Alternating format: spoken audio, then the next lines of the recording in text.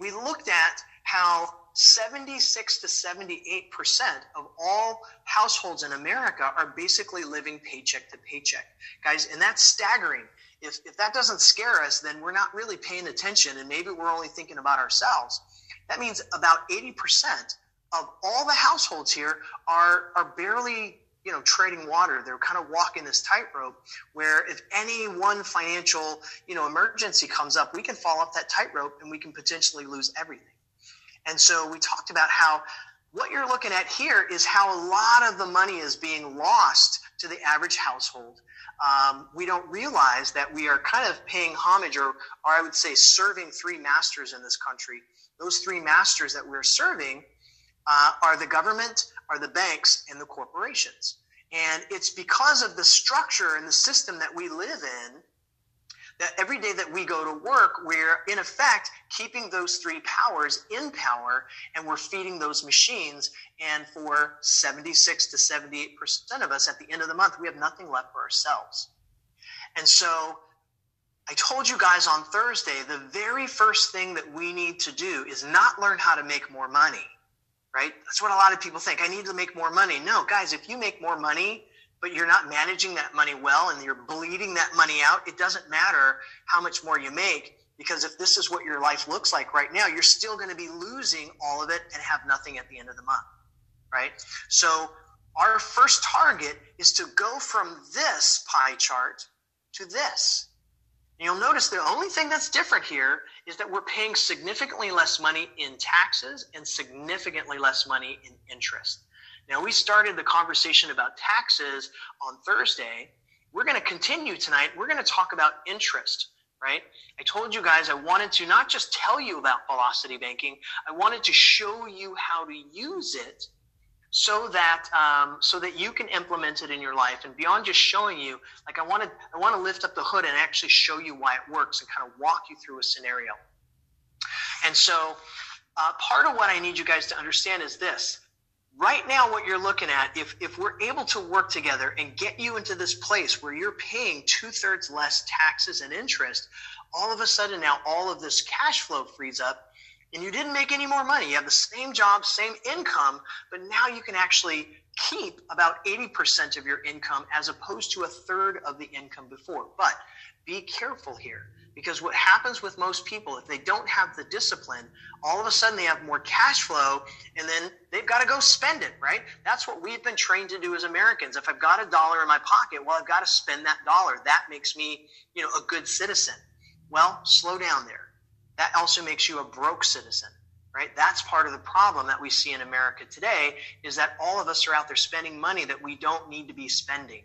So if we can discipline ourselves to maintain the lifestyle that we had before, we're going to free up this new cash flow, but we're going to maintain the same living style, okay? We're not going to go get more bills. We're not going to go buy the new car.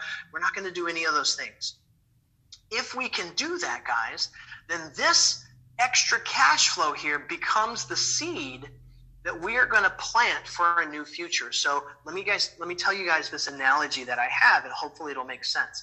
And I want you guys to understand, this is going to be the first test that you're going to encounter. If you start working with us and training with us, we start flipping houses together, we start eliminating our taxes. Obviously, we're going to start using velocity banking, which you're going to learn today. You're going to have this extra cash flow, but you are going to be so tempted, like most people, to go out and spend it. Hey, I got all this new money. My bank account looks really respectable. I need to go do something with it. If you can just hold off, right? Everything you want can come to you if you can be patient. Because I use this analogy of the seed. This new money that you have right now, I want you to equate that to a seed, right? Now, all of us are hungry in life, right? We want things. We believe, or we've been convinced that we need things. Maybe the car that you're driving today is not what you want to be driving. Hey, I understand that. I was there too, right? Maybe you're not living in the zip code that you want to be living in. Maybe whatever it is, maybe when you walk outside, it's not where you want to be, right? It's not where you want your family to be. I get that. But right now is not the time to make those changes. So I equate all those things with hunger. And guys, we have a choice when we have this seed. We can eat the seed and appease our hunger, meaning spend this money and appease the hunger, appease that drive, that need, that thing that we feel right now. But after we do that, then the seed's gone, right? And eventually our hunger is going to come back, because no matter what car you're driving today, there's going to be a day where it's out of style. No matter what clothes you're wearing today, there's going to come a day where those are out of style, and so on. Your cell phone's going to be out of style. All these things are going to happen. So instead of eating the seed, if we can just be patient, what is the other thing that we can do with the seed? And that's obviously to plant it, right? If we plant that seed and we nurture that seed, from that seed can grow a tree that bears fruit. And what's inside that tree? More seeds. And we plant those and we grow more trees with more seeds, and we plant and we grow and we plant and we grow. And guys, from this little bit of money that we create in the beginning, we can plant and grow an orchard where our family, our kids won't ever have to be in the position that we find ourselves in today, where they're not worried about how they're going to pay rent or keep their cars or whatever, or being able to afford going to the schools that they want to go to, or better yet, having the capital to actually go do something that they want to do with their life and invest in their dreams, right? So this seed money here is going to be what we're actually going to start using in our velocity banking today. So let's see how that actually plays out. Let me get into it.